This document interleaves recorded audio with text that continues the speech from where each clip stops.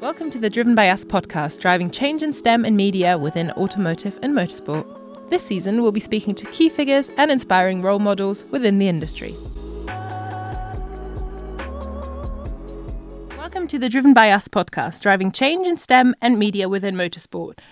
This podcast is a fantastic podcast where we dive into the world of motorsport. We share inspiring stories and backgrounds. If you like it, please share it because we want to share the stories and the knowledge that we have here at Driven by Us.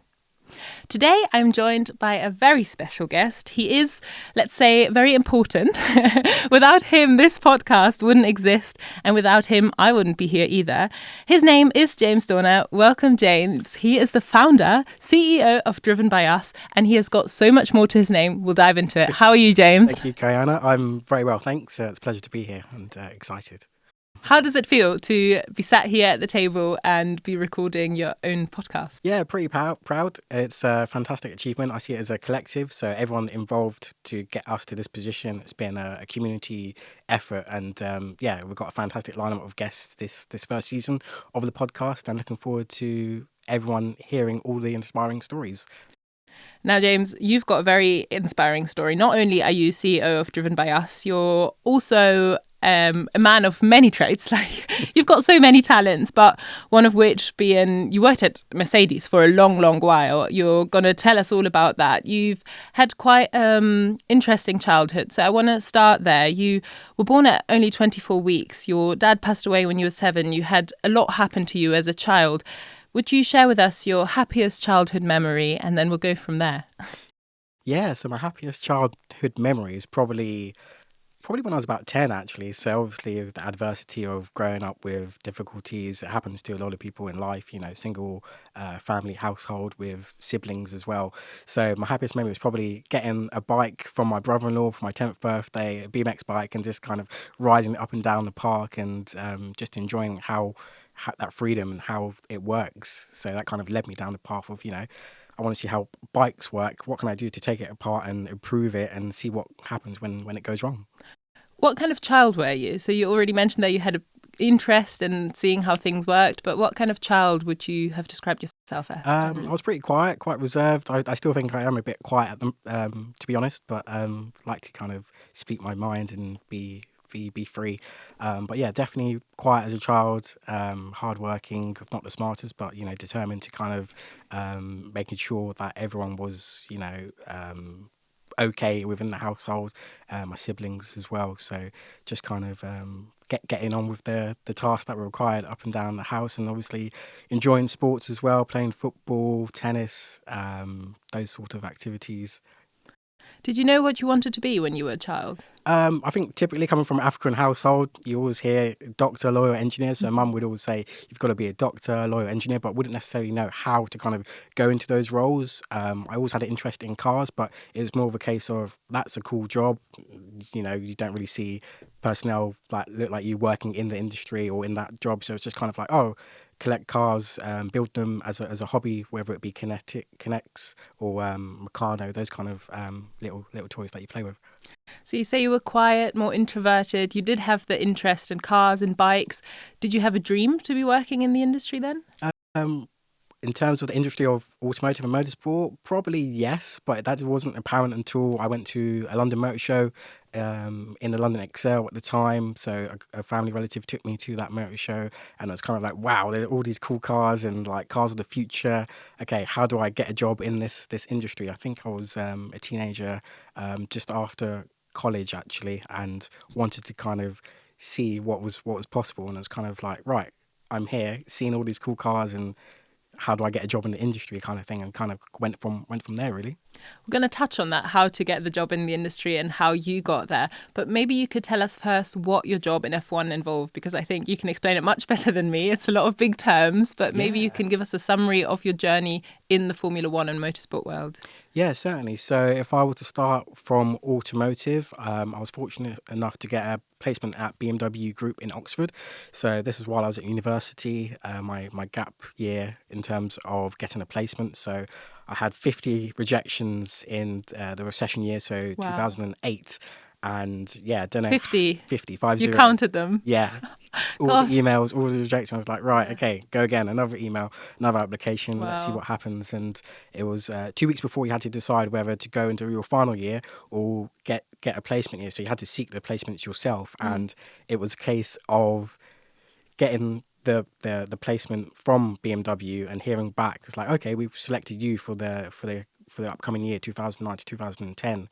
And I was employed as a reliability engineer where I looked after the internal fleet cars, which was a case of learning them out to internal staff members and getting feedback from the various functions. So if there was an electrical problem, the employee would report back to myself. I'll input it into a database system, and then that would go to the function group that look after that specific area of the car. So whether it be electrical, transmission, body and white issues, infotainment items as well. So all areas of the car, I would have to feedback those faults into the system. And it was a fantastic year. Kind of met all my friends that I still keep in touch with at BMW in Munich. So I spent some time out in Munich working there, which was fantastic. And Wie ist dein Deutsch? How's your German? Sprichst du Deutsch? Ab und zu, my Deutsch is nicht so good. Okay. See, I did not know that. Nice. So you mentioned there what you did at your first placement. How did it feel, though, to get those 50 rejections? Was there a point where you thought, oh, maybe I'm in the wrong career here? Did you ever take it personally that you thought it was you? Or do you remember how you handled them? So I was quite determined. I was like, right, okay, that was unsuccessful. What other jobs are out there? I literally just like bombarded everyone, whether it be, like you say, in the UK from an automotive perspective or overseas in Germany or other areas in the world, just to kind of get that year's experience to kind of, build up your skills and learn on the job. So it was a case of doing that. Obviously the rejections were quite hard. I would obviously go back to family members to say, oh, I was unsuccessful in the job application, or got this rejection. And in particular, my mum and my brother-in-law, my sister's husband, they would encourage me to keep going and, believe in the ability that, you are good enough to kind of work in the industry. And it's just, you need that one bit of luck or someone to believe in you. And I was fortunate to have that. I think that's a really important message, because nowadays I think we're easy to change our mind if someone tells us that we're not in the right spot or that we don't belong. And if you have the determination, there's a good chance that you will find your spot where you think you belong. So from that placement year, give us a summary of how you then went on to work in Formula One. Yeah, certainly. So after that placement year, I went back to do my final year at university. So that was 2010 to 2011, the winter of 2010. Through my lecturer, Mr. William Dunn, he put myself forward along with someone else to have a 2-week work experience at McLaren Automotive. And that was kind of like the light bulb moment, working at McLaren Automotive as a software test engineer at the time. So feeding back all the faults, all the system issues on the 12C road car at the time, which was in pre-production development, and I would feed back faults to the various function groups. So using kind of like the experience and knowledge that I obtained from BMW into McLaren to kind of identify faults and report back to the various function groups. And because it was pre-production, the software was changing, the iterations were coming thick and fast. We would have to update the various control modules on the road car. So the particular 12C road car had around 12 control modules. So each door module had a control box. You had one for the ECU, you had one for the transmission module. So as you can think, lots and lots of... I can't follow you. It sounds great, but you've lost me. So lots of control boxes that I was kind of plugging in, reading the fault codes, feeding them back to the various function groups, which was really, really cool. And once I was there, I was like, right, okay, how do I stay in this area? And if you've not been to McLaren Technology Centre before, all the organisations are under one roof. So you've got McLaren Automotive, McLaren Marketing, McLaren Applied, which was previously McLaren Electronics, and also McLaren Racing. So obviously one end automotive, the other end Formula One. Okay, so right, how do I get to Formula One? Obviously it doesn't happen overnight. And it was a case in the back of my mind, it's like, right, I want to get there. I don't know, it doesn't matter how long it takes. That's where I want to be one day. So again, very determined. Yeah, so that was 2010 December. In 2011, finished my degree. Was fortunate enough to be offered a full-time position after graduating at McLaren Automotive, and carried on as a systems test engineer. updating the vehicles on the production line, going out to dealers across Europe, updating the various software when they would need the code updating. And yeah, settled in there. I then transitioned into a vehicle engineering role, so looking after the press and marketing vehicles for McLaren Automotive from a systems perspective, updating the calibration, going out to performance tests, whether it be with Top Gear magazine or Road and Track in America. And yeah, just following the cars around as they compete against Ferrari or Porsche and various other manufacturers around the world, which was great. And yeah, enjoyed it there. In the background, I was kind of networking internally. Yeah. At the time, McLaren GT were based up in Leicestershire under CRS Limited. They then came down to Woking, and I was kind of wanting to transition into motorsports. So yeah, networked internally to kind of see how I can position myself to further my experience and get that role. So I did an external course in race car engineering provided by the MIA, so Motor Industry Association in the UK. At the time, it was a 2 or 3 day course. Who I met some really, really cool friends who still work in this industry today. One formerly actually of Red Bull, which is quite a good story. But yeah, so got that accreditation diploma in race car engineering.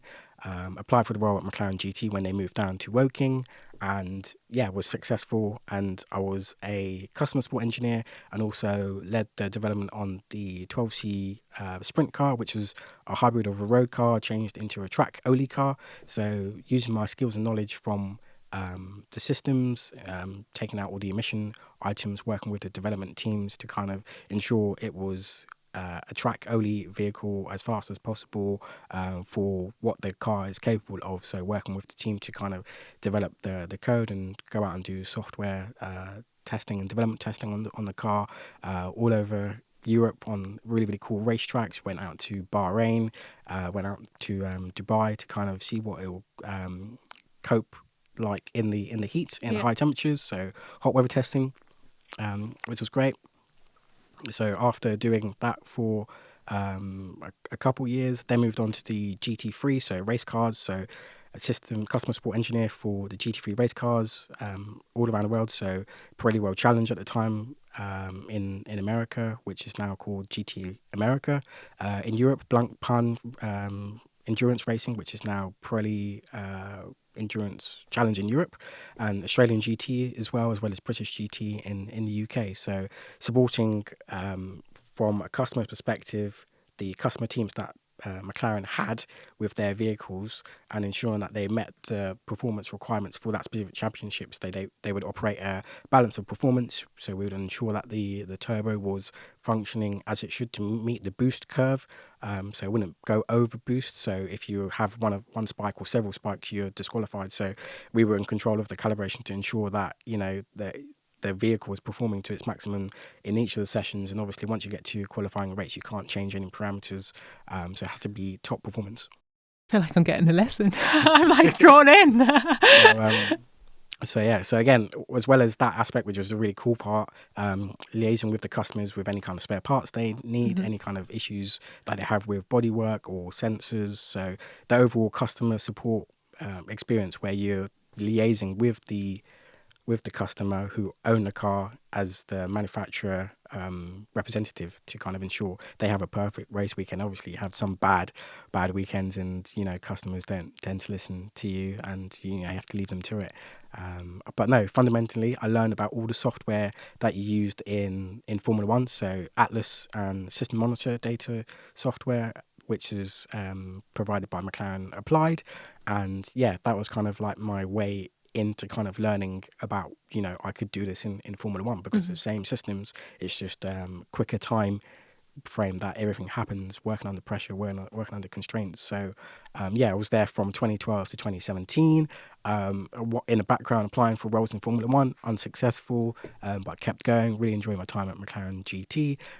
But no, I was out in America actually at the back of a truck, and I was fortunate enough to get an interview at Haas F1.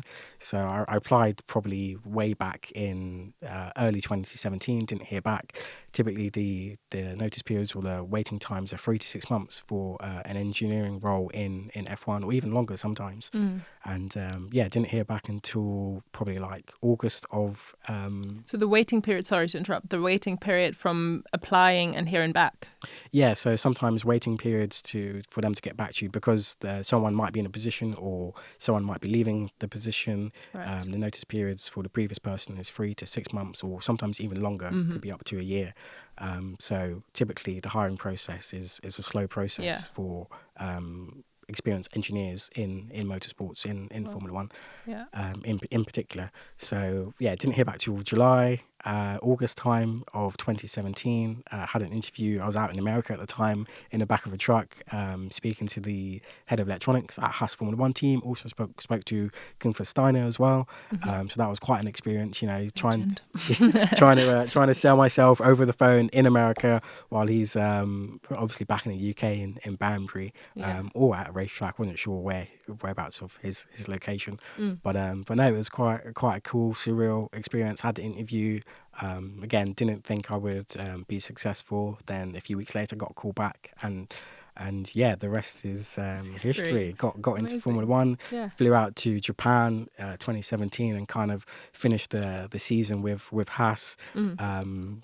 And yeah, it was a fantastic experience where I got to kind of shadow the engineers that was departing Haas, and then moved on to kind of taking over the systems role as a trackside systems engineer, which was really, really cool. And, an environment that I didn't really expect to believe I would be getting there. Yeah. But if you look back from having that placement year to 2009 to 2017, as you can see, it's quite a long period of time. It's I think 7 or 8 years just to get from automotive, starting your career, to get into Formula One. So yeah, I was there a short time, had some family circumstances change, so I was fortunate enough to see a position at McLaren F1 this time, so I had to leave McLaren to show that I was more than capable, more than good enough engineer, and then came back to McLaren in 2018, which was really, really cool. I was at their factory for 2 years, looking after all the systems in terms of the turnaround, supporting the races from mission control, which is a room of engineers, around 32 engineers, supporting all the trackside activity in real time at the factory. So you would time shift depending on the location of the race. And yeah, it was my responsibility to work with the systems team, car systems team, for who I get on with really well, still keep in touch. And it's great to see McLaren doing well and going from strength to strength this season. And it was good. So responsible for like calibration of the fuel system, ensuring the gearbox was met with the parameters inside the sensors, and then the car will go out to the track, and the trackside team will finish off the calibration of the systems to ensure everything was okay prior for it to go out on practice. But no, it was a phenomenal time.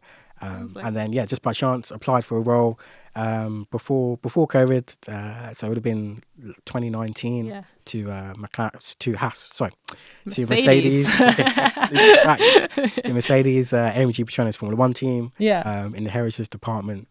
So it was looking after the heritage cars, so cars that have been retired following seasons racing or racing on track. So the likes of obviously Sir Lewis Hamilton, Valtteri Bottas, George Russell, several drivers. Just name dropping here. I see what you're doing. Trying to think of all the drivers that have driven there. So amazing. Maintaining the on-car, off-car systems for a collection of chassis there from 2020 to 2023. And no, it was a fantastic time. We would do demonstrations up and down the UK, overseas. And it was just great time working at Mercedes, and really, really enjoyed it. And didn't think I would get there. You did. I want to strip back a little bit because I can tell you're super passionate and like it's fascinating to listen to you. But some of our listeners might not have quite the knowledge or don't know how they want to get into motorsport yet, whether they even want to follow up a career in STEM. So I just want to strip back and take it to the basics a little bit. What would you say is the biggest misconception of Formula One? Because we've got such a huge fan base and some people might think they want to work in the industry, but they might have some quite popular misconceptions. What's one that comes to your mind?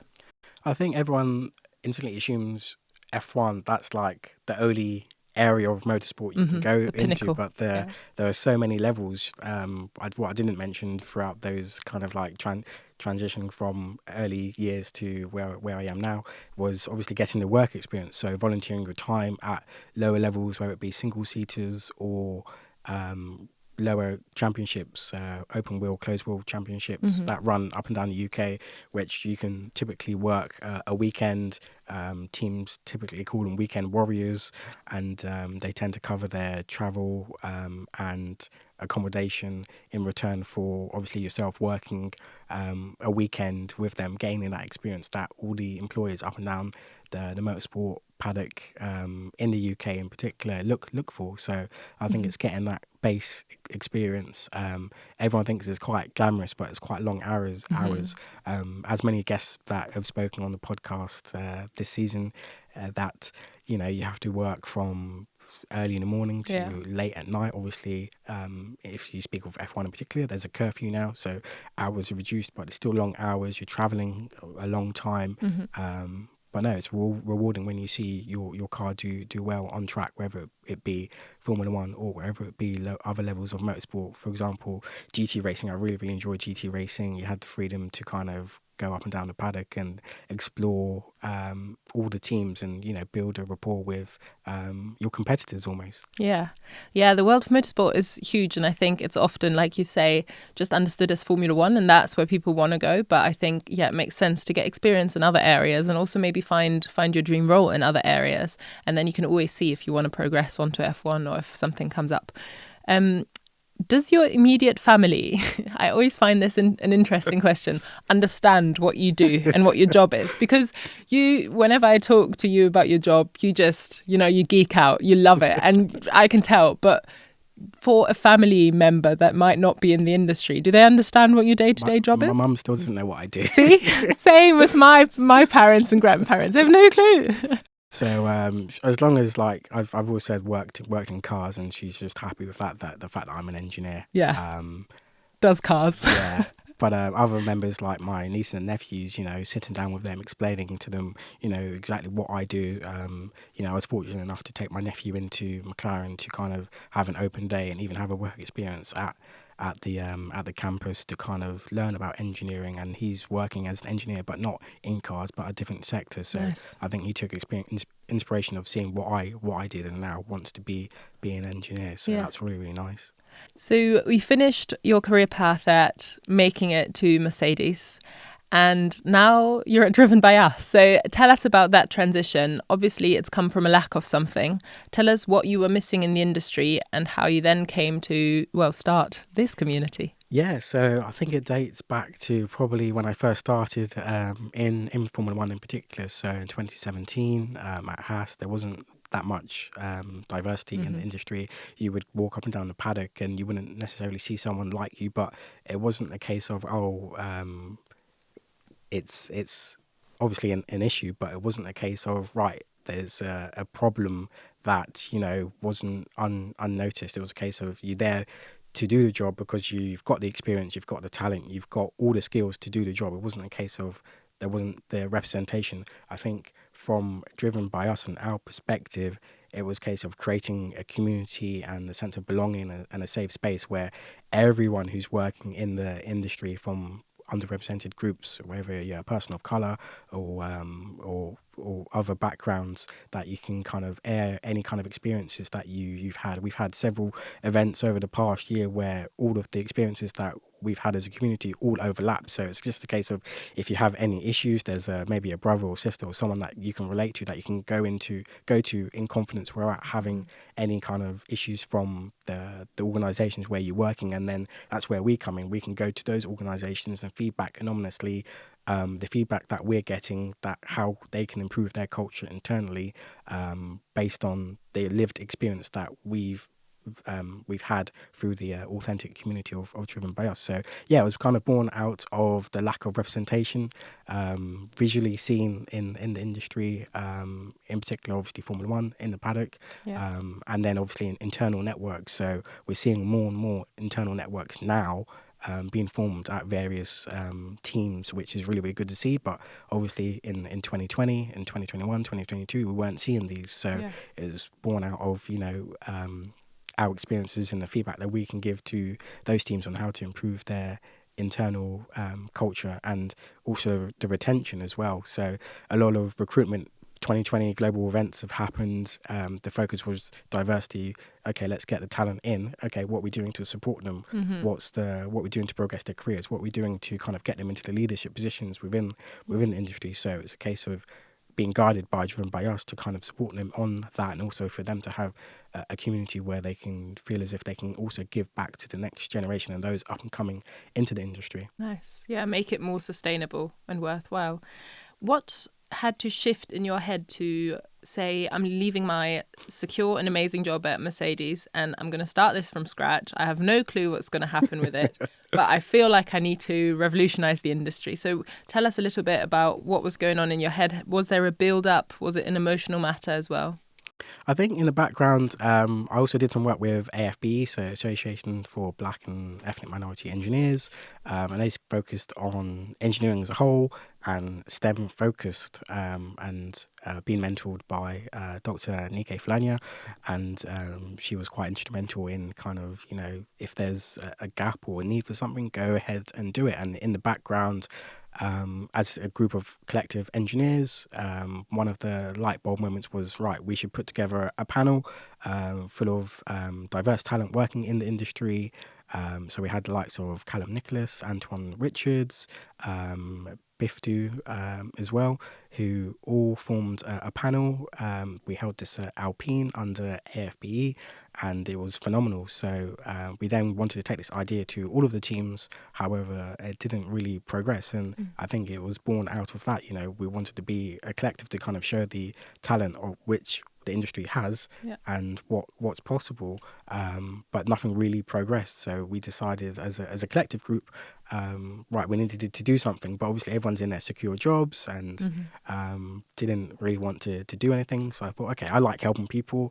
There's no reason why we can't just go and start something and just help the community, help those that want to come into the industry and have a safe space, whether you're STEM focused, in particular with automotive and motorsports, or if you are focused on media as well. So there's several talented media personnel up and down the industry, in all levels of motorsport, and obviously we want to highlight those who are at the top, but also those that are wanting to come through. So hopefully through Driven by Us, you'll see all of those coming through into those roles, which hopefully we can help feed the pipeline. So yeah, born out of basically the lack of progress. Obviously we saw the results from the Hamilton Commission. A lot of the community that are involved in Driven by Us are also featured anonymously in the Hamilton Commission. Some didn't, like the likes of myself and Callum Nicholas, who featured on the video report, the Smart Report, which is still active online. So born out of all of those things, and just to kind of support the teams, not only the pinnacle, but also the lower levels, and give back to those needing the support, in particular less affluent areas around the UK. So obviously motorsports, if you go to southwest of England, it's not really prominent. So we've been to those areas to kind of highlight what motorsport roles are possible and how to kind of attain them. And obviously we can guide them through our support network. Would you say you created the organisation that you wish you had at the start of your career?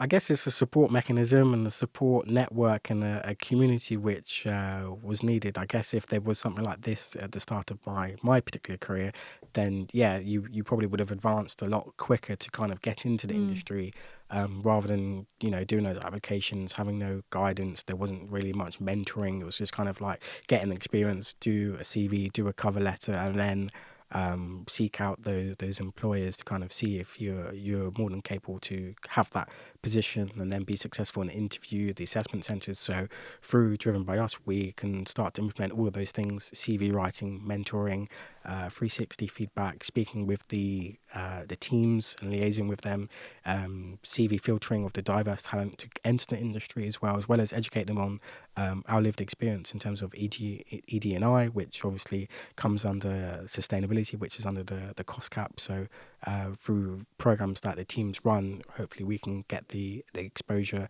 and the trusted community that is needed. Yeah. How did you feel as a black man in the paddock? Because it's still not the most diverse place on earth. And I imagine when you started working in the area, it was even less so. Did you feel that on a daily basis, or did you feel like it wasn't at the forefront of your everyday life? I think having obviously worked at a GT level and then automotive, you don't really think about it, but it's always at the back of your mind. Obviously, when you're at the track and you got Sky Sports there and you stick a camera in front of you and then you have your friends and family sending it over, it's like, oh, are you the only person of colour here in the paddock? Or there's maybe 2 or 3 of you. It's quite noticeable then. Yeah, but primarily you're there because of your experience and your knowledge. But definitely at the back of your mind, you notice it, and obviously it's more prominent now. But hopefully it's getting better, and obviously it's the retention and progression of the industry. Hopefully we're changing it. Yeah.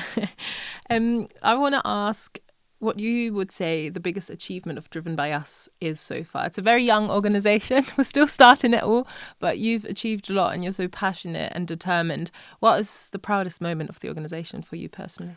I think the proudest moment of the organisation, there are quite a few things actually. So we did obviously a community club day, which all the members came together to kind of share their experience and kind of network and kind of identify specifically what they want Driven by Us to be. So we've made it about the community, about the people, the collective, and what they would like to see in terms of the change and how we go about implementing that change. So we've taken the feedback from everyone and implemented it in what Driven by Us is.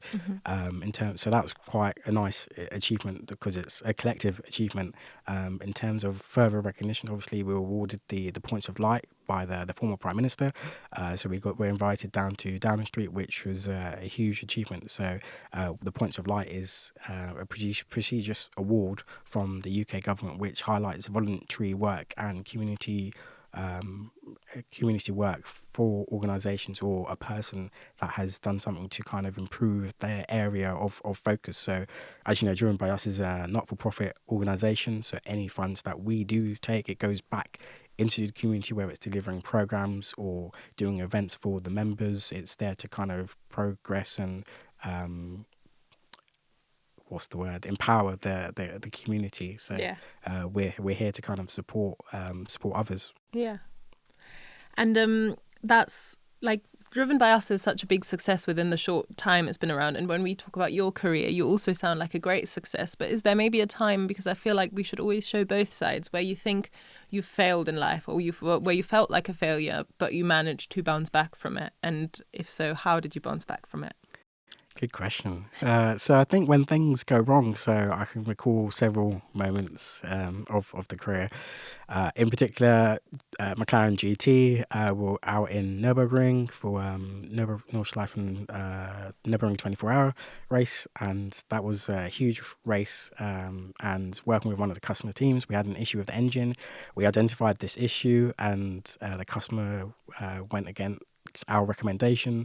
And yeah, it was quite a tough moment. So the car started the parade lap. So it's a long drive round the circuit to get to the start of the line. And you know, our thoughts were that the engine wouldn't last to get to the grid basically. Yeah. And on the TV it shows a big blue smoke coming out the back of the engine, and it's just grinding to a stop. But obviously all the cameras are honing in on the car on track, and obviously they're speaking quite loudly, and then the TV cameras come to the garage, and it's just kind of like head in hand moment. Like, okay, where do you go from here? Because you feel as if it's your fault, even though you're advising. You take it, you do take it personally. I was just going to ask, did that feel like a personal failure? Because Yes. obviously you could have said something from personal life, but that's a professional environment, but it still felt like a personal failure. Yeah, because you're proud at what you do, you're proud at your work, and you take pride in it. And when something doesn't go wrong or out of your control, or it gets to you from a mental perspective, and also emotional perspective as well. Yeah. And how to kind of bounce back is just to keep on believing yourself. There'll be better days. Obviously, no day is perfect, so there will be better days, and they would come in the future. So I think it's having that resilience to kind of think about the positive situations, and showcasing how you've more than a capable engineer over the years, and how you can overcome these issues again in the future. I think that's important because you said no day is perfect, especially in motorsport. Focus on the positive. So what would you say is your hope for the industry? Obviously on a diversity level, but in general, where would you like to see the industry go within the next, say, 10 years? Another good question. Difficult to answer. So obviously sustainability is quite big in the pinnacle of motorsports, which is Formula One. In terms of the diversity in the industry and the inclusion, I think more the inclusion. So how organisations and teams can be more inclusive to kind of represent the society that we live in. We're in London, and we see quite diverse groups, and everyone's quite friendly. Everyone gets on.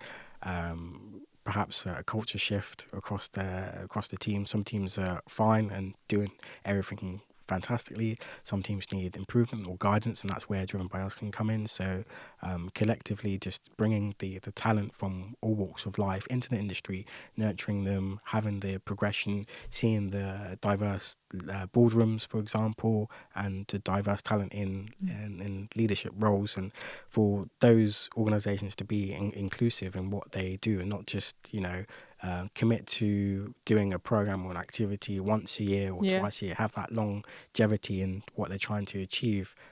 That's probably still a long while away. Well, might be longer than 10 years. Yeah, we're working towards it. Hopefully we can do it in 3 to 5. Yeah. So I have a little challenge for you. You've talked a lot about your career, about where you would like the industry to go, all the things that Driven by Us are doing and hoping to do in the future. If someone is listening, they're probably maybe a student, they're still in school. In one word, so you get one word per step. We've got a school child who's interested in motorsport and F1 and engineering, mechanics. They have a general interest. So step 1, you get one word of what they can do. Step 1, for example, like you can name an adjective, you can name maybe placement or something. Right. What's step 1, the word that they should think about?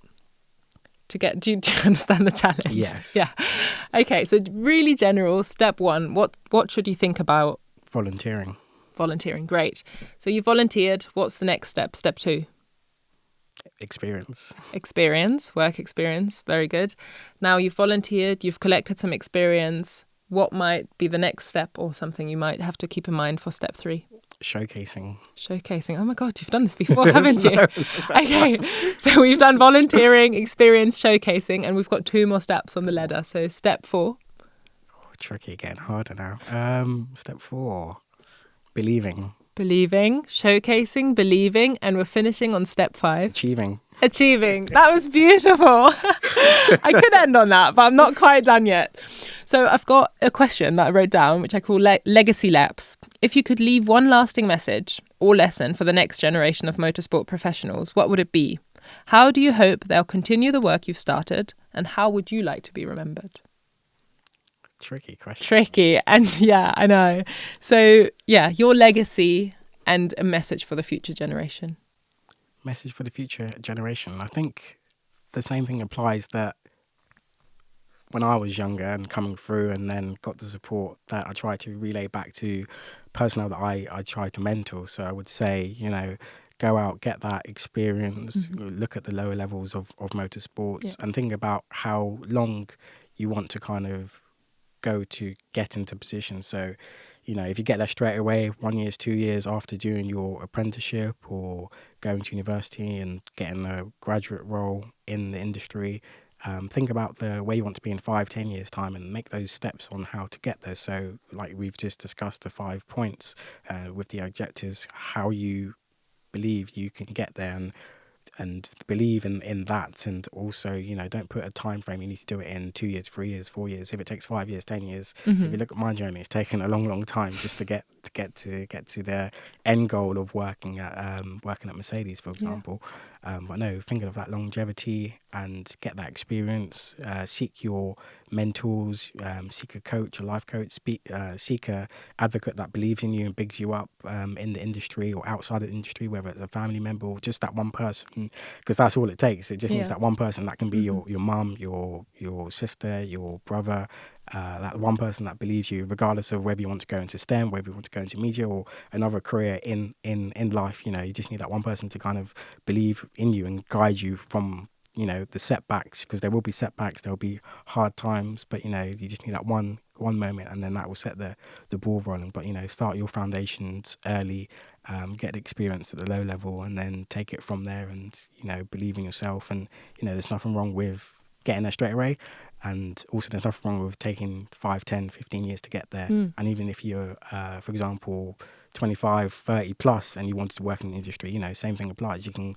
go back to the beginning, get that experience, do an apprenticeship, and then come back into the industry to kind of progress your career that way.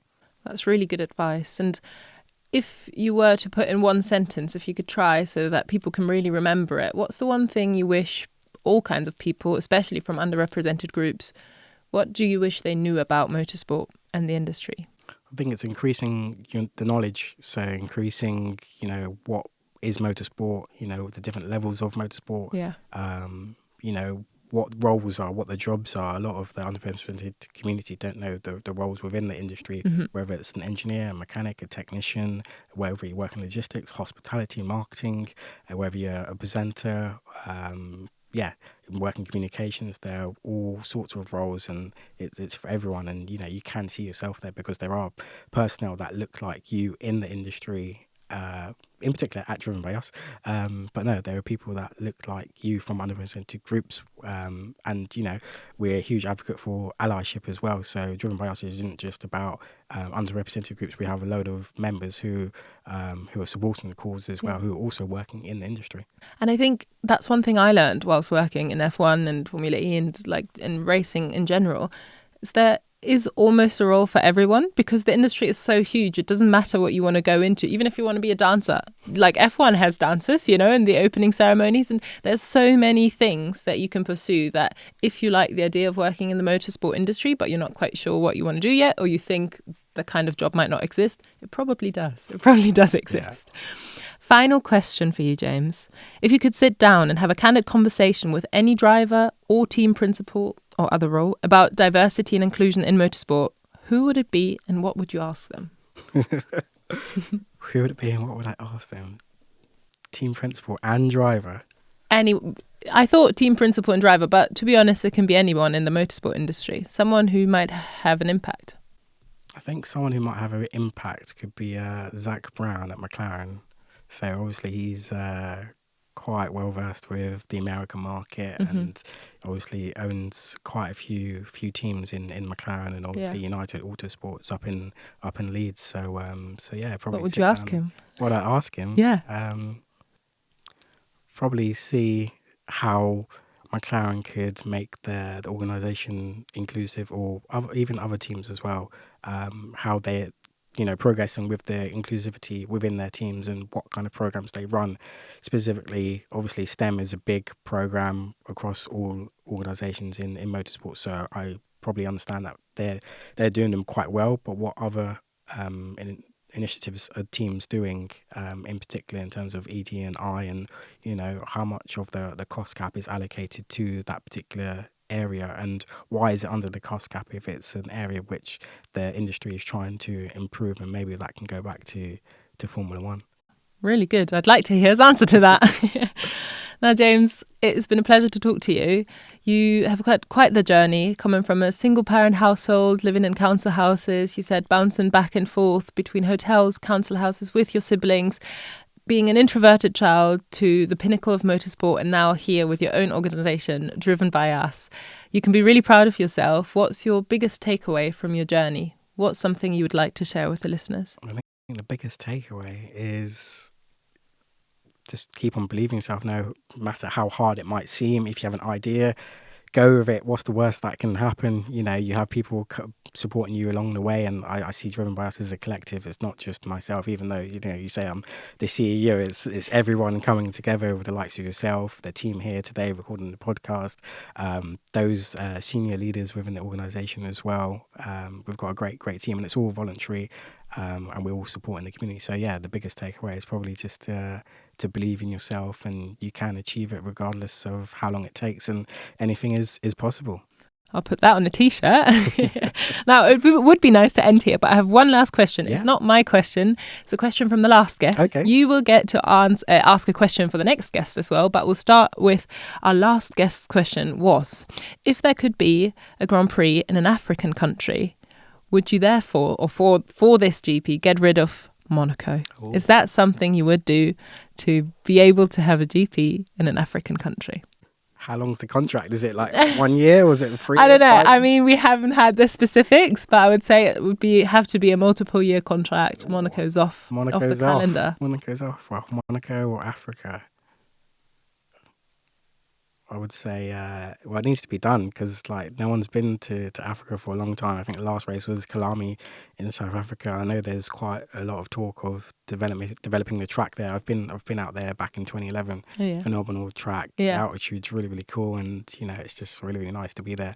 But there's also talk of Rwanda as well. So I think it's street circuit in Rwanda, maybe.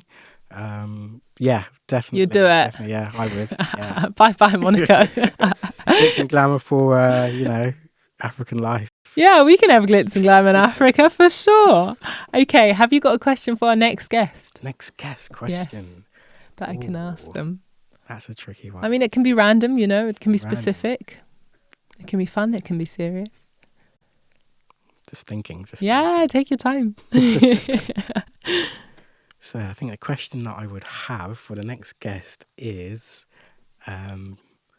what's the most remote location you've been to for a motorsports event? Okay. And was it a challenge to operate there? Nice. To do your job? Okay. That's good. Knowing who the next guest is, that's a good question. James, thank you so much. It's been a pleasure talking to you. I love your mission. I love your vision and everything you've achieved so far. Very inspirational. If you listeners enjoyed the podcast, please share it. We at Driven by Us are on a mission to help diversify the motorsport industry, and we would appreciate your support. Thank you, James. Thank you.